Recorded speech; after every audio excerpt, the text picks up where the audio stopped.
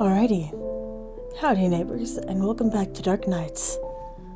Last time we found out who's really behind all the zombies. Tis the boys. And also we walked in on Roya in the bath, so that's fun. By the time I settle onto the couch, Roya comes down the stairs, his hair still damp. Looking for Juju, are you? I'm sorry to say he'll be out for a while. Oh, I'll come back later then. Wait, it'd be rude of me to send you off after you came all the way here. The blonde sits on the couch facing opposite of me. Although I instantly feel uncomfortable, I don't want to miss the opportunity to learn more about him. Would you like a cup of tea? No thanks. Suit yourself. So, do you have a crush on my brother, huh? Why would you say that? He's always been very unpopular, you know. I'm glad he's finally gotten some attention. What, really? But he's so kind. I can't think of a reason people would dislike him. Well, he lacks confidence, which is probably my fault. I used to be the GamesRHard heir, but it turns out my parents weren't big fans of my attitude, so they gave the position to Juju instead. He didn't feel ready for it, I guess. He seems like the older brother sometimes, doesn't he? He. On the other hand, he doesn't speak as highly of you. You caused a lot of trouble for him. Aww, did he say that? Even though he doesn't want to admit it, I know he loves me. You care about him too, don't you? You should try not to inconvenience him so much. Maria chuckles before nodding, although it seems almost sarcastic. By the way, you know about your little stalker, right? That chain guy? He was standing in front of the mansion earlier. Chain, huh? Maria stiffens up upon hearing the name. He rubs his chin and sighs. He seems quite interesting. My brother doesn't want me killing anyone unrelated. The blonde stops before finishing a sentence and snorts. We're really on the same side.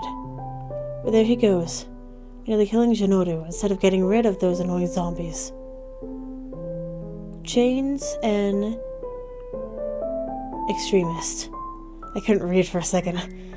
Apparently, even the most obvious distinctions doesn't matter to him. No use trying to convince him otherwise. You see, the GamesRHards are the root of all of this, and he knows that. Which is why he wants to kill Juju and me first. What do you mean? It's a long story. If I live long enough to see you again, I'll consider telling you then. I wait for Jinoru until it grows late, but he never appears. I'm forced to give up for the day. Dots. More dots. I end up staying home for the next few days, feeling inexplicably exhausted. Every night I hear a single gunshot in my neighborhood. Articles in today's newspaper reveal steadily worse details about the disappearance victims, such as their corpses suddenly appearing on the street, having been decomposing for days. The bodies seem unrelated to the gunshots, but my gut tells me that the police found with the living dead.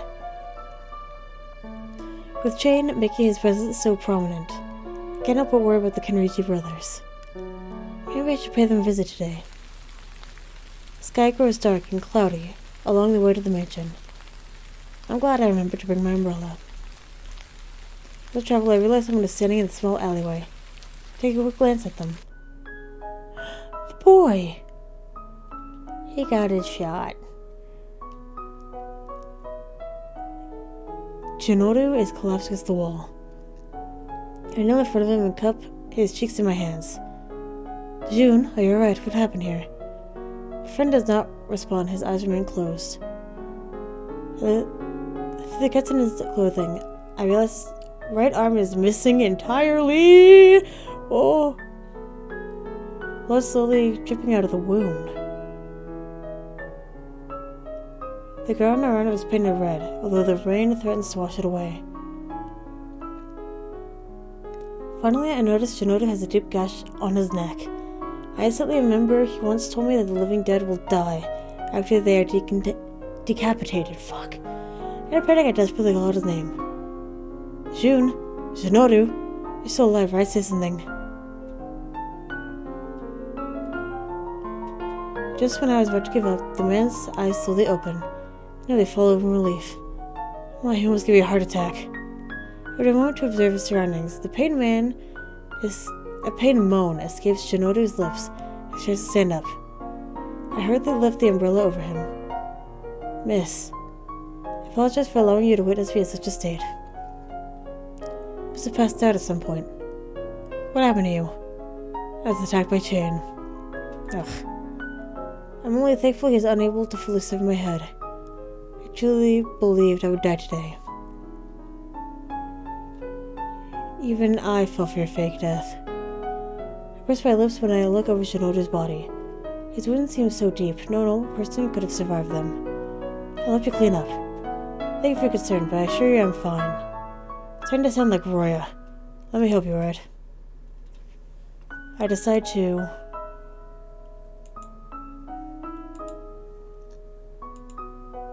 help myself. I will treat you. We're close to your house. Do you have a first aid kit there? Yes, that is an excellent idea. Shinoda turns back to the alleyway and grimaces as he leans down to pick up his dismembered arm. That is the weirdest sentence I think I've read. His movements are so stiff that I cannot help but reach down and pick up the arm for him. I normally keep it in a place with a belt, but... I'm so sorry for making you deal with this. Place his arm back in the right spot and wrap the belts around it to tighten it up. Shinoda turns his face away while I patch him up, probably feeling embarrassed. We shouldn't stay in the rain for too long. Let's head to your mansion. I wrap an arm around Shinoda, let him lean against me as we walk. It feels like a miracle he could still move, given how much worse his injuries are compared to Roy's back in school. I leave Shinoda on the couch and proceed to search for the first aid kit. The further down the hall I walk, the more bloody the floor becomes. I guess I suspect I'm heading for Roy's territory. Turn around and head back. All these doors look the same. How are Jun and Roya not get lost all the time? Putting the labels above them would make it so much easier. I open a random door and peer into the room. The walls and floors are stained with the dark liquid, and the furniture has been smashed to bits. Judging by the mess, some sort of battle must have taken place here. I understand why Shinoda warned me not to walk off on my own. Perhaps I should try looking elsewhere. Sorry for taking so long, June. Hold on a little bit longer. Do not worry. I should be apologizing for making you search through my house. The first aid kit should be in the kitchen. Please wait a moment while I... June, you can barely move. I'll get it for you. But miss... I walk toward the kitchen and fumble around in the darkness until I step on something. What is this? I step back, somehow managing to locate the light switch. Oh! Oh! The room is stained dark red, as if a paint bomb exploded in here at some point. I start to tremble, but manage to calm myself down quickly enough. I search the cabinets until I find a small white box containing bandages. I hurry back to Shinoda with it in hand, trying to ignore the bloody scene around me. Here we go. I'll try to be quick. I forgot to warn you, but if you saw something strange in the kitchen, it was from Roy attempting to cook a normal meal. He told me he wanted to experiment with food. No one was harmed, but I cannot say the same for the poor blender he used.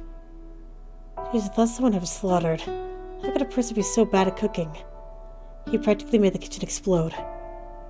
Again, manly cooking style is all I got. He has never been much of a cook. Even so, it is heartening to see him take your advice and attempt other things to satisfy his hunger. To be honest, it could be a dangerous enterprise, as he is unable to metabolize normal food. The contents will instead rot inside of him. A large enough portion could be fatal. Oh wow, I'm sorry for even suggesting it. I didn't realize it was so serious. Shinoda shakes his head and smiles softly at me. I kneel beside him and unbutton his shirt his eyes following my every movement. There's so many scars and stitches. They look so fragile.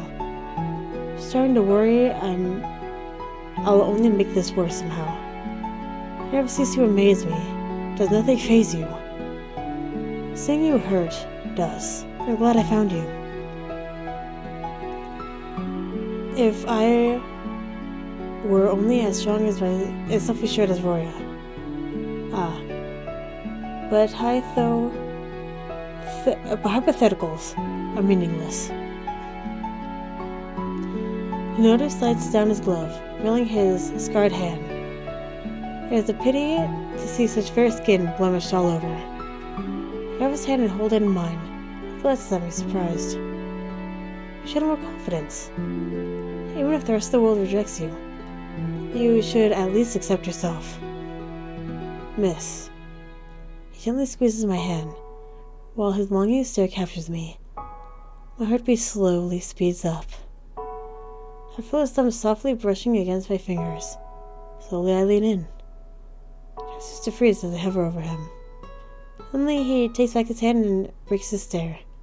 The abrupt change makes me feel embarrassed. I pull back and regain my composure. I feel better now. Thank you for your assistance. Of course, it is the least I could do.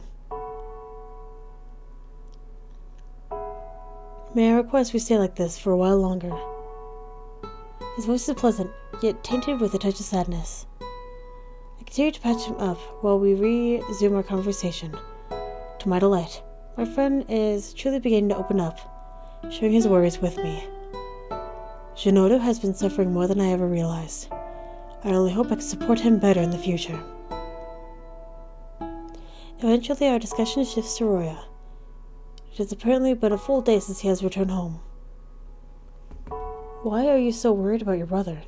He seems like someone who could handle himself. Well, it's a long story. Come on, tell me anyway. Roya may seem invulnerable, but he fears death the same as anyone else. Everything has a beginning and an end. He believes his time is coming soon, especially with the recent investigations. He has become very careless, which is also part of the reason I asked you to refrain from telling anybody the truth. Again, I apologize for involving you in our mess. That reminds me, I've been seeing Chain around a lot lately. It's too bad we can't work together to take care of the living dead. It cannot be helped. Hinoto drifts in and out of consciousness as he lays on the couch. I take the opportunity to wash off as much blood off my hands and clothes as I can. I'll spend the rest of the day keeping him company. Miss, will you be able to visit again tomorrow? As much as I'd like to, I think it'd be better for you to rest for a few days. Even though you're special, you still shouldn't push your body too much. He snorts before giving in to my request. Next day, I'm going over. The holidays feel excruciatingly long when there's nothing going on. Even the majority of stores have closed down, because so many people have gone on vacations. Most of us are helping out their parents' businesses. The remaining open stores become busier than usual. I have to admit, I feel lonely with the company of my classmates. I sit on a bench and glance around the park. Other than a silver-haired boy, there is no one else around. I pull a small novel out of my jacket pocket. Bright Days is equal to Dark Days.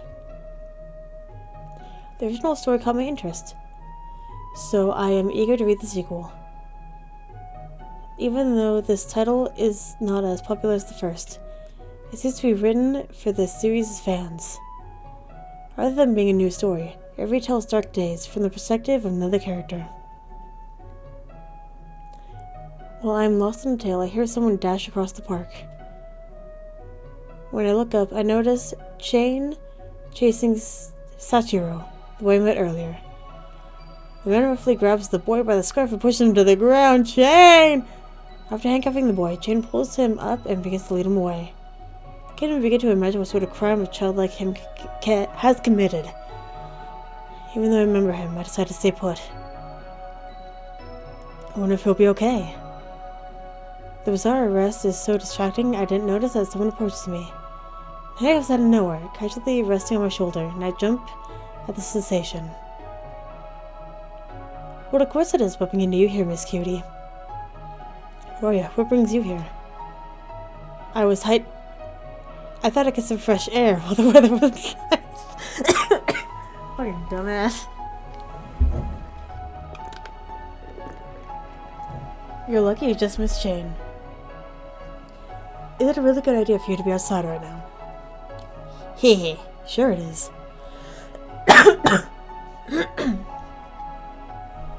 Roya glances around the park, and after confirming that there is no one else, he takes a seat beside me. What the fuck is wrong with me in reading? Although I do not mind his company, I always feel awkward around him. I want to leave, but that would be rude. I suppose Shinoda's manners have been rubbing off on me. You saw what happened earlier, right? What do you mean? The boy. He was taken care of by Chain. I thought he was looking for me. Do you know what happened? Oh, do you happen to know why that boy was arrested? No, but the fact that he's with the gas mask now means the kid's in trouble. Anyway, that stalker seems to know too much about Juju and me. I'm trying to wonder if someone isn't leaking information about us. Rory smirks at me, his eyes narrowing, but I swiftly shake my head. Oh, come on, Miss Cutie. I don't think it was you. Jay's been after us since before we met. Besides, my cute little bro is too much of a worrywart to risk worrying you by telling you everything. I know what the bastard is up to. And last thing I'm going to do is let him get his grubby hands on me. Ray lets out a sigh and glances up at the bright sky. The book you're reading, Bright Days, is good. The characters that barely had a few lines in the first book actually get to speak their minds. Well, I probably shouldn't spoil it for you. Let me know when you finish reading it. I didn't expect Roya to be much of a reader, but it's nice that we have something in common. Hearing him talk casually makes him seem like a different person. I want to chat a bit longer, but he suddenly stands up and stretches his arms, yawning. I'm starting to feel tired. Staying outside for so long does a number on me. Speaking of which, don't I usually see you at night? Lastly, it's time to catch the living dead. We're prettiest under the moonlight, don't you think? She may be crazy. Yet you work with the police. They want to put an end to this too. Isn't it obvious? With stained hands like mine, how could I ever ask the authorities for help? There must be someone willing to help. I don't know how many of those living dead are out there, but you can't do it all alone. Whatever you say, Miss Cutie. Arya waves his hand before walking off. I paid Shinoda a visit the next day, hoping his recovery has come along well. I had considered bringing him food, but ended up only taking a few packs of tea leaves, just to be safe. On my way to the mansion, I happened to bump into Shinoda himself. To my surprise, he had shopping bags in both hands. Ah, Shinoda, shouldn't you be resting? Ah, miss, what a pleasure to see you. I've taken care to rest and recuperate before going out and about, so you need not worry. I glanced at the contents of his bags. He has bought sweets and other treats. He told me some time ago that it is torture to consume regular food. I cannot imagine what he has gone through these past few days. Shinoda glances at the tea in my hands and smiles softly. Did you bring those for me? As always, you are too kind. Shall we head to the mansion so I can prepare you a cup? Gladly. Would you mind if I invited my brother to our little soiree? He also quite enjoys tea. Go ahead, the more the merrier. Shinoda leads me to the sofa, ensuring that I'm comfortable before he heads upstairs. I wonder if their brother's bond has started to repair itself. Shinoda no longer seems as gloomy as when he mentions Roya. A few minutes pass, but Shinoda still has not returned. What is taking him so long? Should I check on him? Shinoda, is everything alright? My struggle is unanswered, and I cannot resist the urge to search upstairs. I glanced into the hallway and noticed one door is open a crack. I decided to take a peek into the room. Oh my. I see Shinoda kneeling down, staring at Roya's body in silence. My stomach lurches as I gaze at the blonde, who was in an even worse condition than Shinoda was back in the alley. Shinoda, what happened? I stepped closer and properly examined the situation. I see a deep cut on Roya's neck. Horrified, I turn away and take a step backward. I just spoke with him yesterday. Why did this happen? And we were starting to come to an understanding. Shinoda clutches his fist as tears stream down his cheeks. I reach out to offer what comfort I can, not knowing what I could possibly say. He slowly rises to his feet and turns away from Roya's mutilated corpse. He struggles to find something to say, lost in his sadness. When it looks like he's about to break down, he pulls me to a tight hug, his chin resting on my shoulder. His breathing is ragged. The depth of his sorrow is trapped below the surface, trying to force his way through. For it feels like the first time, Shinoda's air of calmness is breaking down in front of me. Tears well up in my eyes, blurring my vision. I did not expect Chain to kill him. The elder brother I grew up with always seemed so strong, and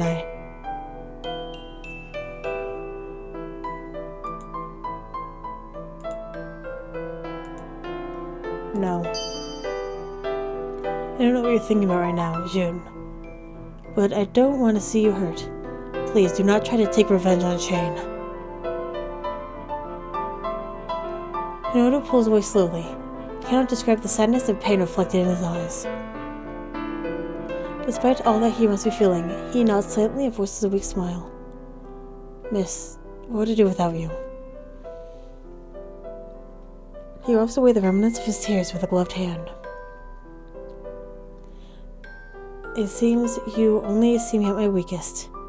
I wish it were otherwise. It's nothing to be embarrassed about. Thank you for being here. Though I fear I cannot have you stay in this bloodbath. I must see Aurora's body. I'm so sorry, June. You know where to find me if you need anything. Of course, please take care, miss. Before I leave, I take one last glance at Shinoda. Poor guy, losing his brother after all that's happened. He's still trying so hard to keep it together. I quietly head home. I spend more time in my bedroom. I can hardly sleep without worrying about Shinoda. His sad expression is burned into my mind. Thinking about it makes me want to cry too. My thoughts roll around the incident this morning. It's easy to find more murders in the papers. I can't forgive Chain for this. As the phone cue, I hear someone knock against the window pane. Chain's face appears on the other side, and he gestures for me to open the window. It takes me a moment to realize what's happening before I walk closer. What are you doing up here? He gestures to me, but I cannot hear anything through the glass. The moment I give up trying to interpret his silence and open the window, he takes the opportunity to step into my room. What do I want this time? Shinoda isn't here. Are you gonna kill me too? I need to talk with you. I want to know Chain more! I want an all Chain route. At some point they have to come through my window. You went to the mansion today, didn't you? Oh, and how do you know that? Are you following your prey to make sure he died? Chain continued staring at me with his cold, emotionless eyes. Let me get straight to the point.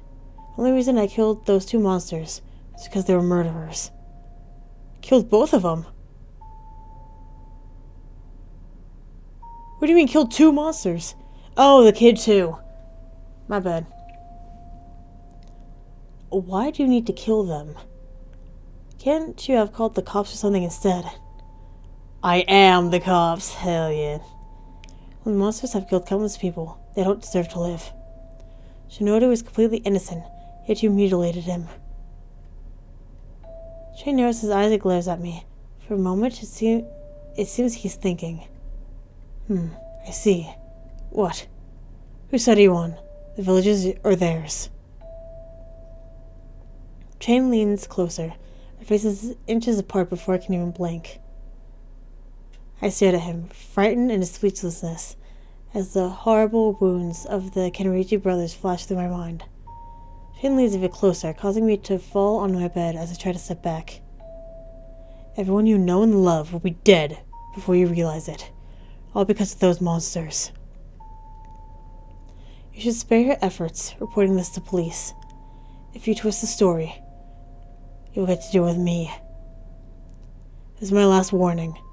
Get in my way again, and you'll be just as dead as them. I love Chain! I want more of him in my life. God. He goes back to the window and glances at me one last time before jumping out. Once he's gone, I swiftly slam the window shut. Why would he come here just to say that? What does he think? Oh, does he think I'm an accomplice? At the very least. I think he assumed Shinoda is dead too. I can't let him find out the truth. I sit back in my chair and think about Chain's words.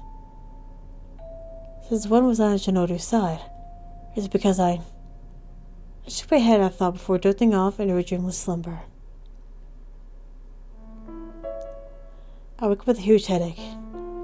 It seems I'll be staying inside today. I make breakfast on the TV, flipping it to the news channel.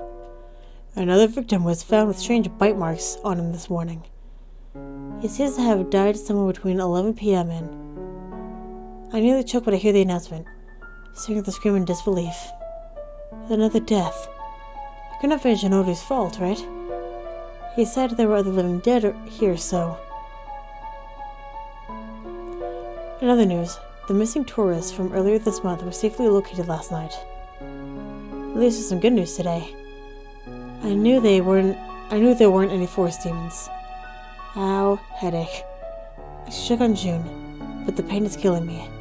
And if I take a nap, I'll feel better. The next day, my headache is gone. I wanted to visit Shinoda earlier, but it was hard to get around. The nap did wonders for my headache. Just as I head out to visit June, however, I find a newspaper on my doorstep. 3 victims found with bite marks in the alley. Will the murders ever stop? I stare at the words confused. The number of murders is increasing. I push the word to the back of my mind and begin walking. The more often I come here, the easier it is to find the hidden entrance. Hey Shinoda, are you home? I call out his name, but like last time there was no reply. It seems like I have to look for him again. I begin searching the rooms one by one. In the other wing of the house, I find an open doorway peek inside. He was sitting on the floor with Shinoda. The scene is the exact same as the last time I was here, except Roya's body is gone. Has he been sitting here all day? I call out his name, but Shinoda does not look up or move an inch. I kneel beside him and place a hand on his shoulder, but he continues to gaze listlessly at the floor. June, are you alright? Dots. Panic starts to well inside me until he finally looks up at me. Oh, miss. He whispers as if he barely has the energy to talk. I hope you sat here all day and night without moving an inch. Oh no. I left to bury Roya. He hangs his head again. I gently push his shoulders back so I can look right into his eyes. Shinoda, get a hold of yourself. I know you must be hurting right now, but please. Right now, you look so lifeless, and it's scaring me. I simply do not want to think anymore. Yeah, way to make this all about you, I'm sure Roya doesn't want you to drown in sadness. I thought I killed him already. Chain! Out of the 2 of them, I want Chain to win. Chain, please win.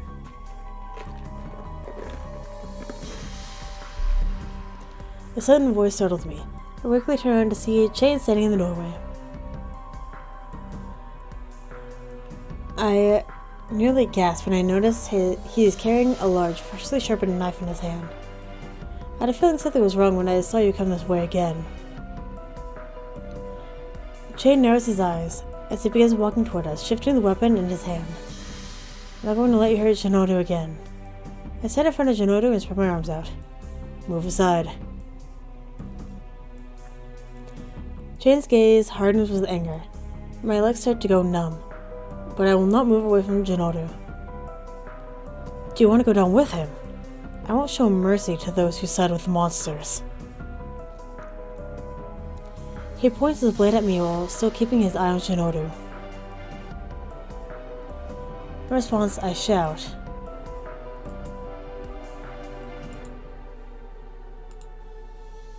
Come in. You have to kill me if you want to lay a finger on Shinodu. I shoot Chain my most determined glare, and I conceal my fear. Everyone died that badly. Chain raises his blade, aiming it at me. I hold my breath, terror nailing me to the floor. Ah! The music! My body lurches backward in the blink of an eye. It takes a few seconds before I realize Shinodu is between us, blocking me from Chain. Killing an unarmed girl. Despicable. Get out of my house. I'm paying attention now. No, it doesn't make a difference.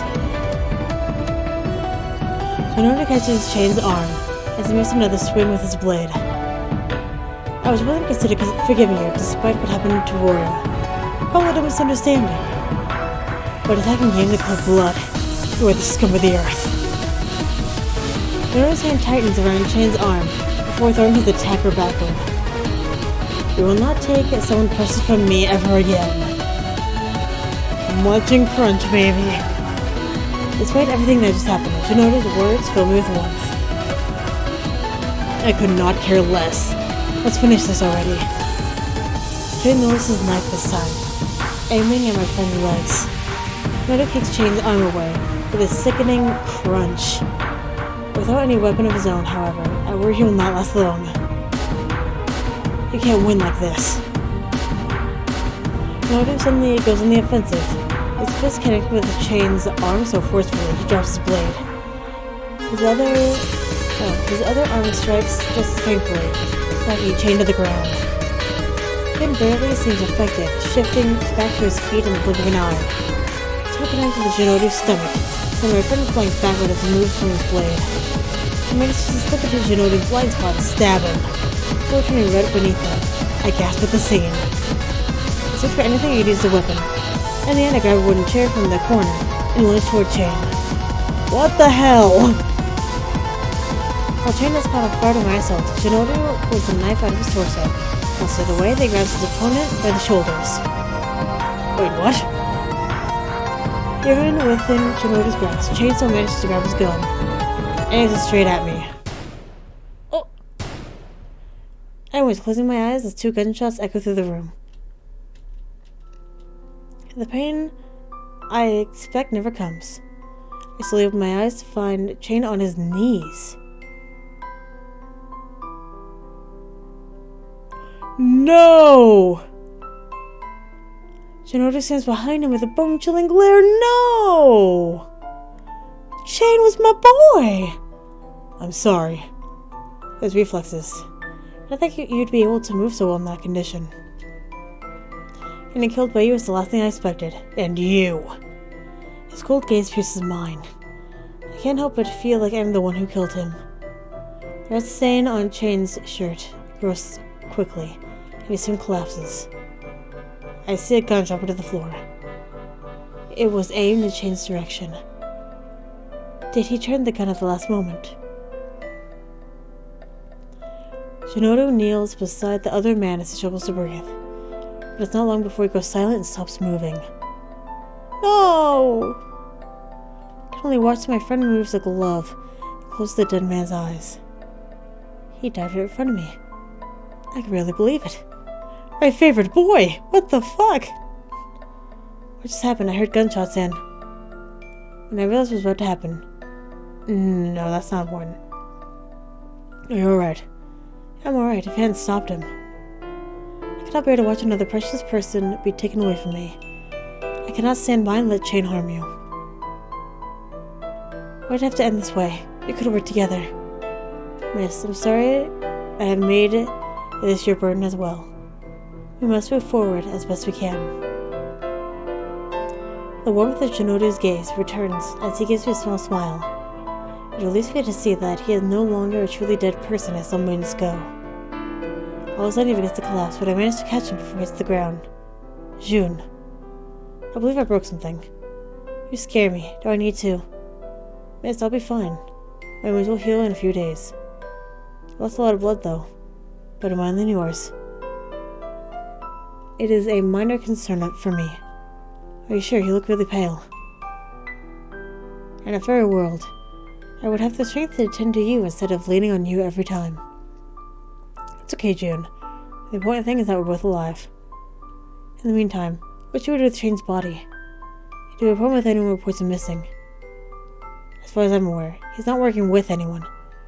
Burying him should take care of the problem. For now, may I ask your assistance in helping me to my room? I nod and land on my shoulder. Once we reach Shinoda's room, I help him onto the bed. I must apologize for the trouble I've caused you the past few days. Stop apologizing so much. I'm always happy to help you. You're quickly becoming a guilty pleasure of mine, ew. No matter what happens, you always return with a smile.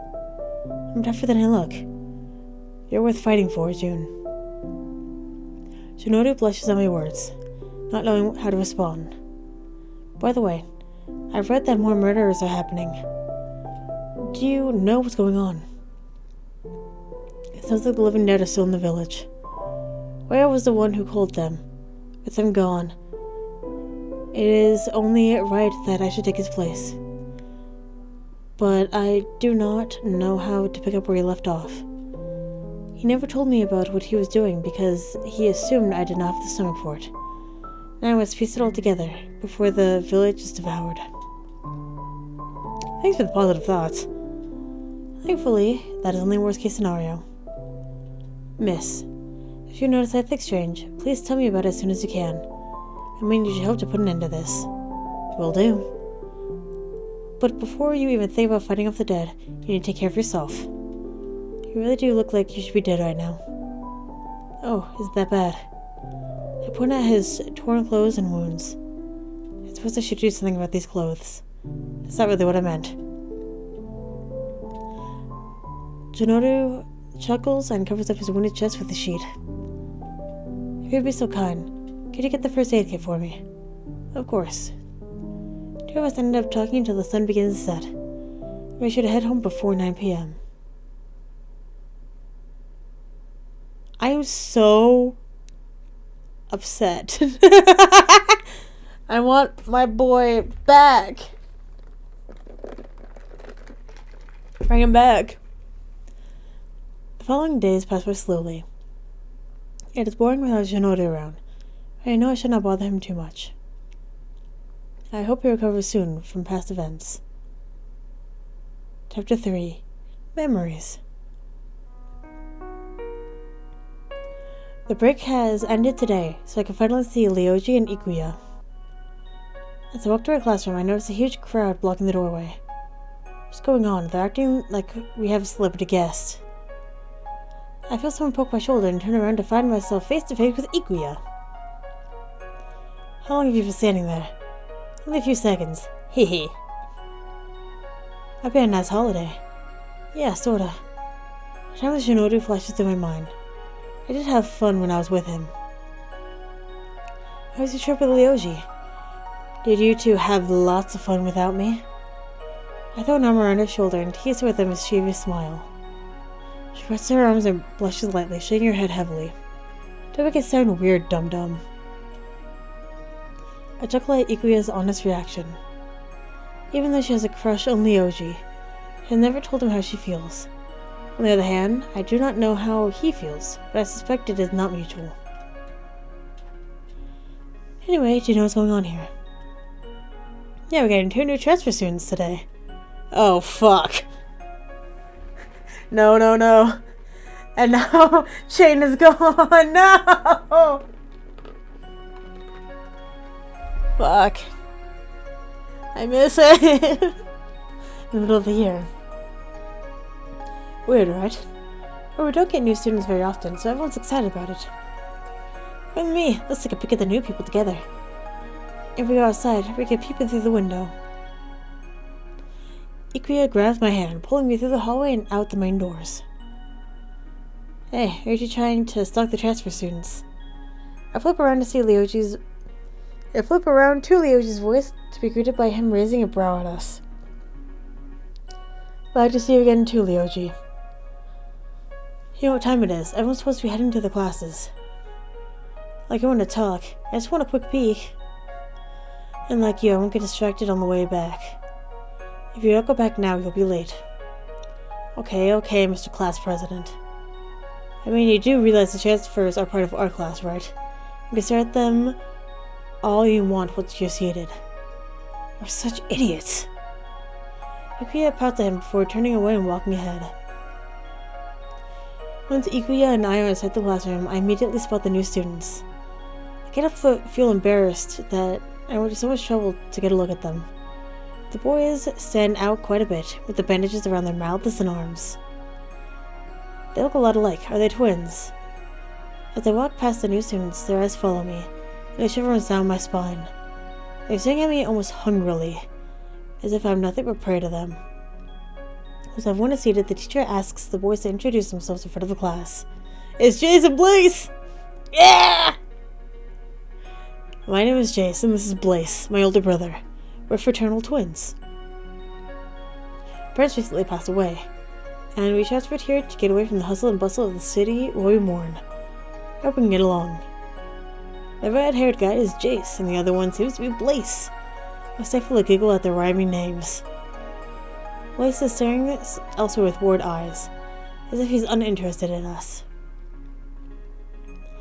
If you want to know anything about us, just ask. How old are you? We're both 20. What? You couldn't tell? A few people ask them about why they're bandaged. We have a certain illness that does not allow us to expose our skin to sunlight. Should you really be coming to school then? Blaze instantly glares at the student who asked the question. I don't think that's any of your business. A sharp tone silences the room, as everyone stares at him with shock. Once the awkwardness settles down, the brothers return to their seats. Jay seems friendly enough, but his brother seems awfully moody. I hope they can make friends. And my train of thought ends, and I notice Blaze staring in my direction. I draw my pencil from surprise to swiftly avert my eyes. That's the day I avoid looking in the boy's direction. For some reason, I get the feeling that Blaze is watching me. I breathe a sigh of relief when class finally ends. What's that guy's problem? Either way, I shouldn't let him intimidate me. While I pack my belongings, I notice that Blaze and Jace are sitting in the hallway. I suddenly pray that they will not pay attention to me. Hey there! Fuck. I jinx myself. I look around, wondering if Jace is talking to someone else, but I'm the only one around. Yeah, I was talking to you. I greet the brothers with a weak smile. Hi. Is there something I could help you with? I know stuff is your quest. Could you show us around the school when you have time? I blink with feigned innocence, attempting to mask my hesitance. I'm screwed. I don't want to show them around. I don't want to give the new students a poor impression of the school either. Of course. Besides, I'd love to get to know you two better. Great. Do you have time right now? Between the mismatched combination of Jace's gentle voice and forceful gaze, I do not feel like I can reject him. Yeah, I have time, I guess. Perfect. Jace appears quite pleased, but Blaze is still wearing his same bored expression as before. Seems like the type who dislikes school. I guide the brothers around the building, showing them all the key areas, the classrooms, library, nurse's office, cafeteria, and more. By the way, I apologize for my brother's behavior. He's always like that, so don't mind him. Shut up, Jace. That reminds me. Can I ask you why you kept staring at me in class, Blaze? The man turns to me with a raised eyebrow. Giving up, I wave my hand as if to say forget it. Oh, so my brother has taken an interest in someone, has he? What do you mean? You know, he's actually... Shut up, both of you! Blaze alternates his death glare between his brother and me. I was joking, honestly. He doesn't usually like people. But well, if he does take a liking to you, you should be careful around him. What's that supposed to mean? Blaze tugs his brother closer to him and grunts. Don't take him seriously. Why should I take you seriously? Blaze raises his chin and narrows his eyes, glaring at me. I can even hear him grinding his teeth beneath his bandages. I stared at his reaction. A stereotypical delinquent act is comical to me. When we finish up our tour, Blaze politely thanks me while, predictably, Blaze says nothing. Why don't we make more plans, since we don't really know anyone else yet? And the fact that Blaze has his back turned to me does not convince me that I'm wanted.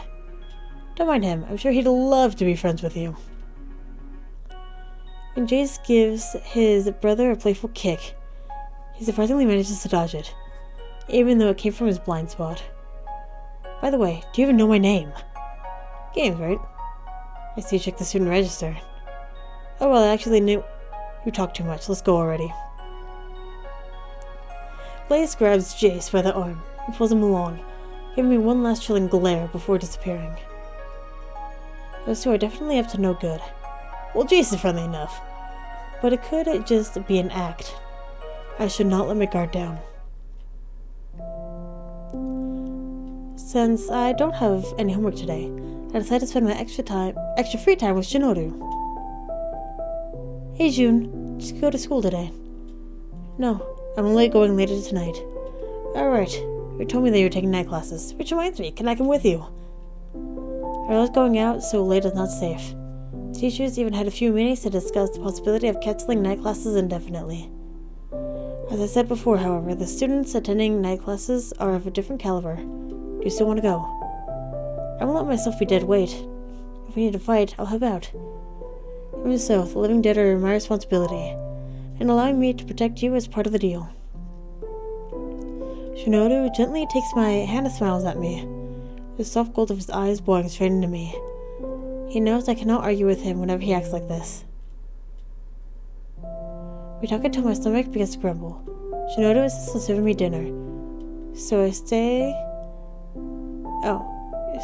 for some Kenshin Jiru and Takigomi Gohan? I don't know stuff. While I eat, Shinoru shares some notes from his night classes.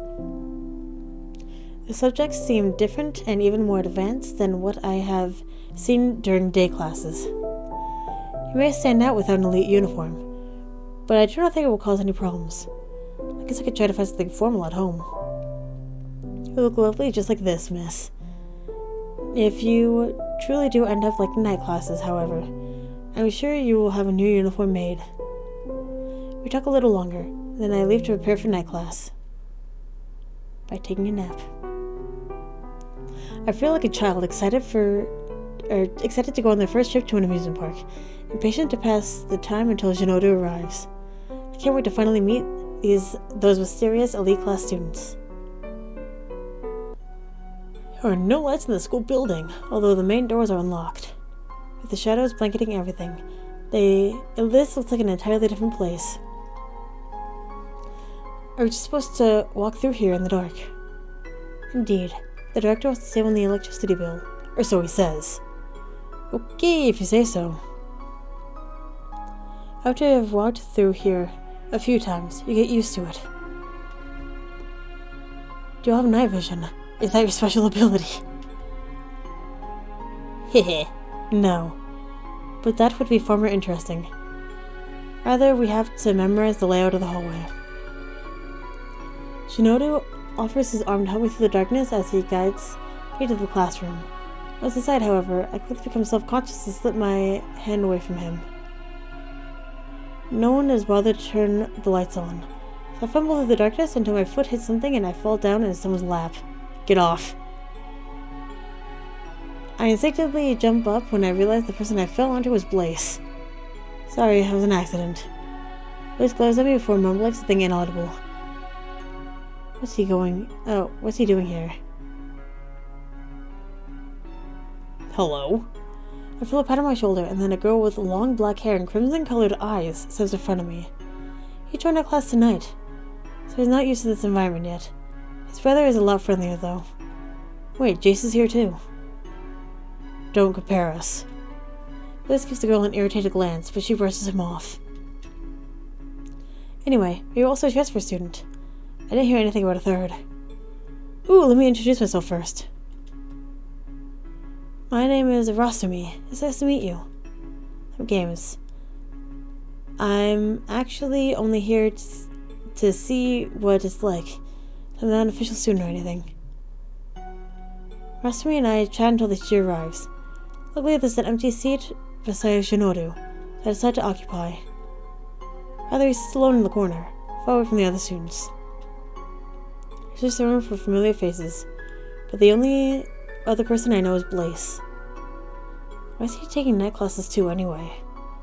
I lean toward Shinoru to whisper, hoping the teacher does not hear me. Then I think about the bandage guy over there. Shinoru frowns and glances at Blaze, but lowers his head and averts his eyes again within seconds. I feel like I have pried into a sensitive subject. That is Blaze. I wait for my friend to continue, but he remains silent. Especially about him that I joined the night class. I do not know. I don't think it's worth asking him either. I peek at Blaze, who appears to be so bored one might think that he is forced to stay here. Knowing it will only cause a scene if I try to speak to him, I decide against it. For the next hour, we learn about medical herbs, a subject I have never even heard about in passing. I'm glad the teacher does not pay any mind to my presence and, even though I'm a new face, does not ask me for an introduction. Whenever Shinoru notices me struggling to follow a lecture, he passes me his notes and definitions to help me keep up. Before long, I decided to take a bathroom break and find myself in a dark hallway once more. I wonder if this is the only night class. I use the moonlight streaming through the windows as my guide. When I reach the stairs, I pause. There are no windows lining them, and I don't want to trip to my death. Suddenly, I hear what sounds like someone dragging a sack of potatoes from downstairs. I lean against the railing to strain my eyes, curious. Girl, what the fuck? I meet a sight of bloody hands grabbing at each step as the body lurches forward. I feel like I've dropped to the middle of a horror movie. I do not hesitate to turn back and dash to the classroom. This time it's just my imagination. Why does school look so scary at night? Every time I believe I've located the class, the door only leads to an empty room. Without the lights on, the halls appear identical. I become desperate after the fifth wrong turn, and I end up at the stairs once more. I stop for a moment to catch my breath. Hi. To my fright, I notice that the bloody hand, which is firmly attached to the body clad in dirty white clothes, is standing at the top of the stairs. On top of it all, the figure's snow white hair hides their face. I begin running once more, even though my lungs still ache. When I look back, I realize the ghost-like figure is chasing after me. It's moving like a marionette. What the heck? Before I scream for help, I bump into Shinoru. Here you are. What's wrong? Someone was chasing me. By the time I turned around, I realized the figure had disappeared. Shinoru rests a hand on my shoulder, a very concerned expression. It was the person whose hands were covered in blood, and they were pale like a ghost. I'm with you now, so there's no need to be scared. My friend wraps his arms around me and pats my back. I'm so relieved he showed up in time. Sorry for worrying you. I was trying to find the bathroom, but I got lost. My apologies, I should have led you there. Of course, you're not used to walking around in the darkness. Follow me, I'll show you there now. Shinoru takes my hand. With him at my side, I no longer feel afraid. Here we are. I can wait outside, of course. I enter the washroom and rush into a stall. I don't even bother to look for the light switch. By the time I finish washing my hands, the shuffling sounds from before have returned and seem to be coming from nearby. Ooh! Fuck!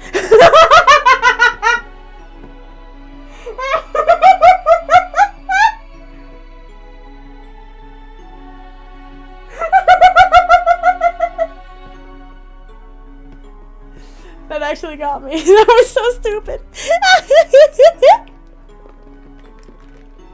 I turned around to notice a bloody hand reaching over the top of one of the stalls. My legs freeze, the blood from the screen slips out from my mouth. Within a second, Shinodu is storming into the washroom with a worried expression. What happened? Are you alright? I managed to point at the stall, but the mysterious hand has already disappeared. Where's the bloody hands was in there? Shinodu firmly knocks on the door. There's no one there. Although there's no reply, a dark red liquid begins to stream out from the gap between the door and the floor. My friend cautiously pulls the stall open, but there's nobody inside. I wasn't just imagining it.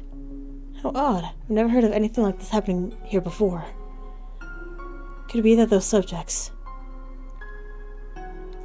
Shinodu bites his bottom lip, almost looking frightened, before leading me back to the classroom. Okay, June. Oh, there's no need to be concerned for me.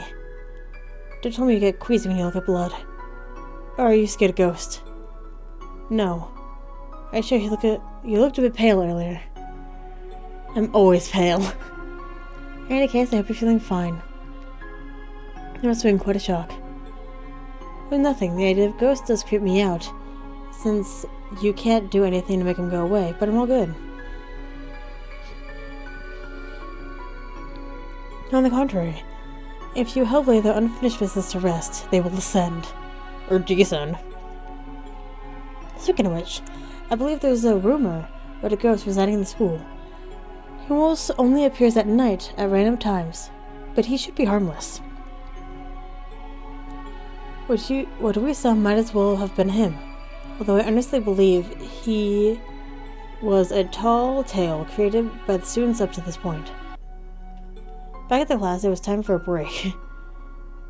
While the teacher has left, all the students remain within the room, entertaining themselves by socializing.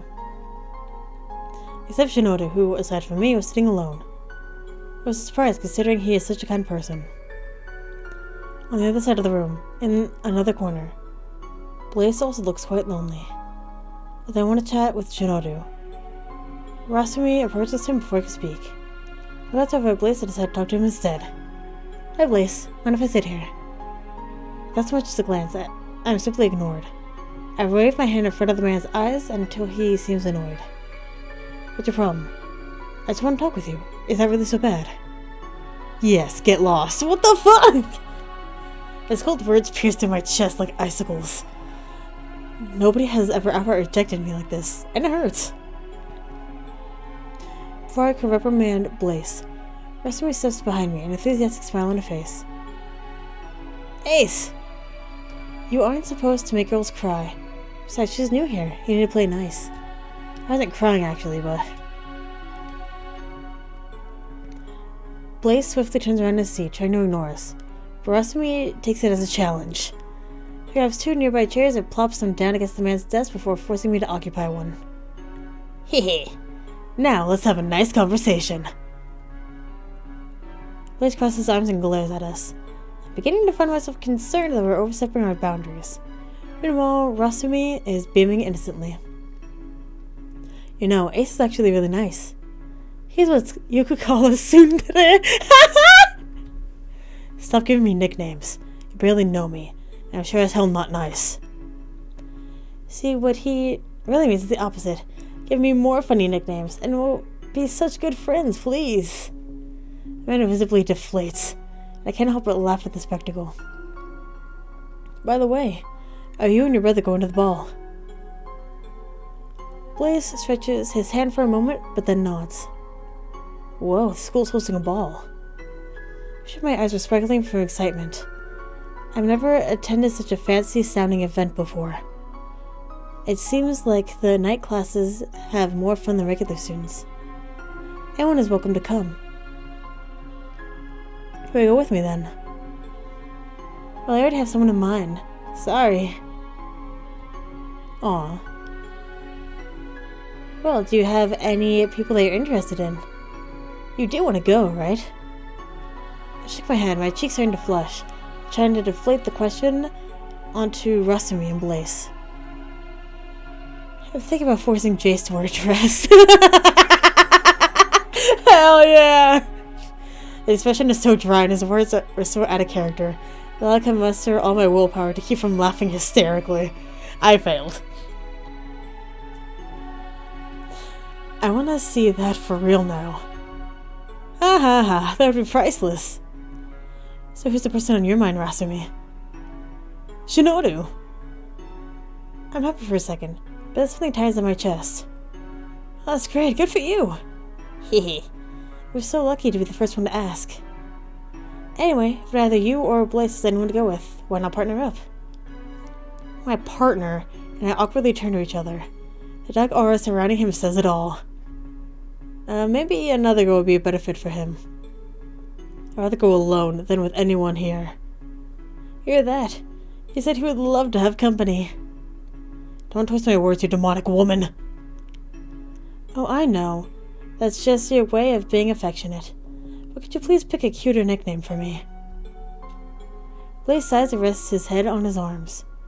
Although he doesn't seem like someone who would go to parties, it truly does sound like he wants to go to the ball. We're in the same depressing boat. Blaze, noticing my gloomy expression, mumbles at a volume only I could barely hear. Whatever. Tell me your address and I'll be there at 7!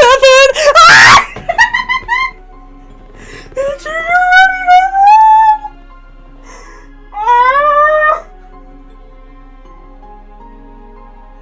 Girl, what the fuck?